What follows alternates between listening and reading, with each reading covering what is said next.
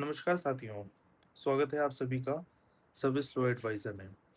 आज मैं एक हेडलाइन पढ़ रहा था द हिंदू न्यूज़पेपर में जिसमें बताया कि एनपीएस विथड्रॉल के रूल्स में कुछ चेंजेस आए हैं जिसमें आप 80-20 के रेशियो में लमसम विथड्रॉल और एन्युटी में इन्वेस्ट कर सकते हैं। पर जब मैंने इसे गहराई से पढ़ा तो मुझे समझ में आया कि अगर आप गवर्नमेंट सेक्टर एनपीएस सब्सक्राइबर हैं तो न्यूज़पेपर में लिखा हुआ 80% विड्रॉल का नियम सामान्य रूप से आपके ऊपर लागू नहीं होता है। सरकारी कर्मचारी के लिए रिटायरमेंट पर सामान्य नियम अभी भी यही है कि अधिकतम 60% राशि निकाल सकते हैं और कम से कम 40% राशि से एन्युटी खरीदनी होगी। हाँ, पर छोटे एनपीएस कॉर्पस वाले सरकारी कर्मचारियों को नई और महत्वपूर्ण राहत मिली है। अगर कॉर्पस 8 लाख रुपए तक का है, तो पूरी राशि निकालने का विकल्प मिल सकता है।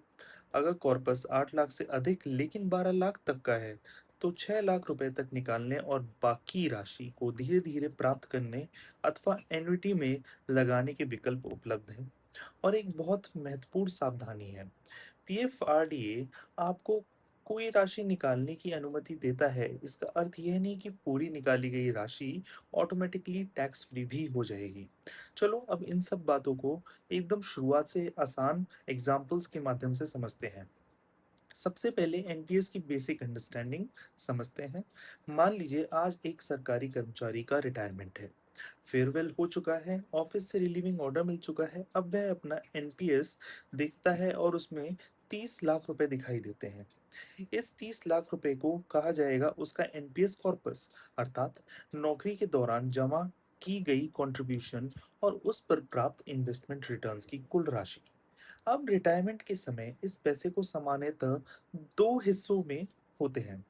पहला हिस्सा वह है जिसे कर्मचारी अपने पास निकाल सकता है, इसे हम लंप सम कहते हैं।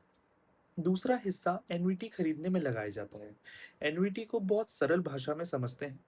आप कॉर्पस का एक हिस्सा किसी ऑथराइज्ड इंश्योरेंस कंपनी को देते हैं और वह कंपनी चुने गए एन्युटी प्लान के अनुसार आपको नियमित पेंशन देती है।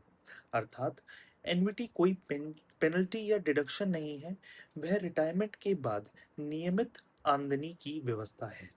लेकिन एनपीएस में अब तक सरकारी कर्मचारियों की एक मुख्य शिकायत यह रही कि रिटायरमेंट पर उन्हें अपने ही कॉर्पस के एक बड़े हिस्से को एन्युटी में लगाना अनिवार्य था और लमसम विड्रॉल के विकल्प सीमित थे। अब नियमों में कुछ फ्लेक्सिबिलिटी आई है, लेकिन सभी सब्सक्राइबर्स के लिए एक जैसी नहीं। पहला मामला समझते हैं, 30 लाख रुपए के कॉर्पस का। मान लीजिए एक सरकारी कर्मचारी है और रिटायरमेंट के समय उनके एनपीएस अकाउंट में 30 लाख रुपए हैं। क्योंकि उनका कॉर्पस 12 लाख से अधिक है, उनके लिए सामान्य गवर्नमेंट सेक्टर रूल लागू होगा। वे अधिकतम 60% राशि लमसम में ले सकते हैं। 30 लाख रुपए का 60% हुआ 18 लाख रुपए। बाकी कम से कम 40% यानी कि 12 लाख रुपए एन्युटी में लगाना ही होगा।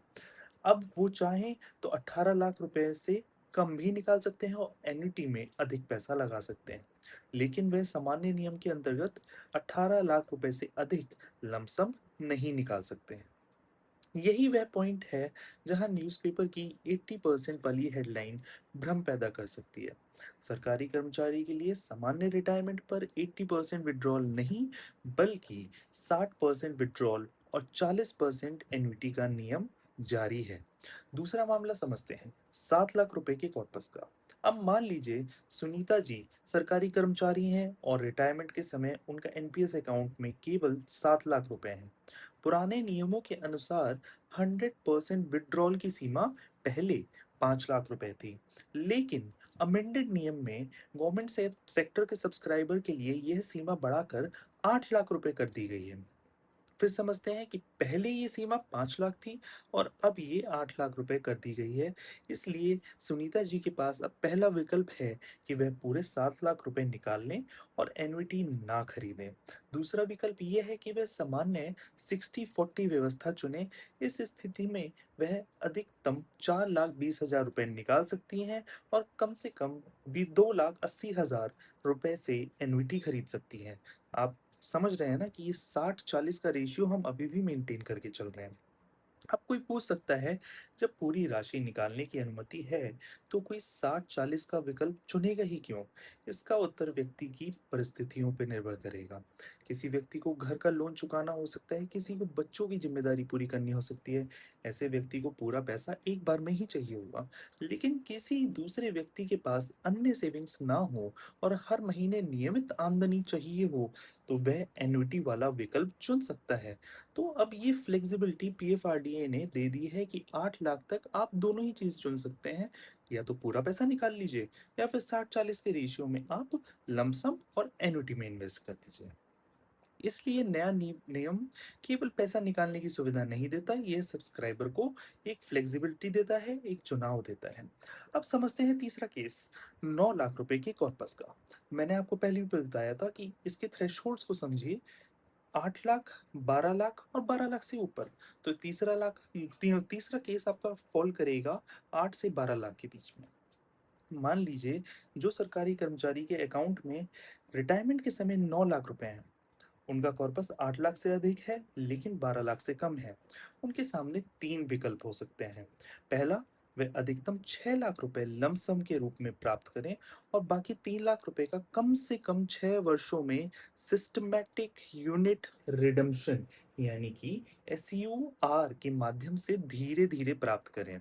दूसरा विकल्प ये है कि वह अधिकतम 6 लाख रुपए निकालें और बाकी 3 लाख रुपए से एन्युटी खरीदें।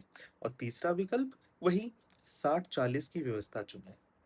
इसमें 9 लाख रुपए का 60% यानी कि अधिकतम 5,40,000 रुपए निकाला जा सकता है और कम से कम 3,60,000 रुपए एन्युटी में लगाने होंगे। तो फिर से हम समराइज़ करते हैं कि हमने क्या समझा है।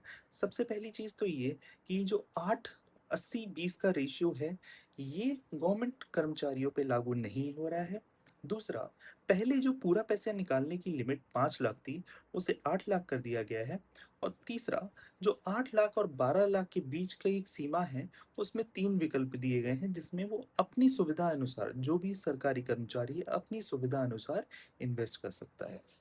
ठीक है, तो आज हमने एनपीएस के अमेंडेड रूल्स के बारे में समझा। ऐसी और वीडियोज़ देखने के लिए सब्सक्राइब करें सर्विस लॉ एडवाइज़र को।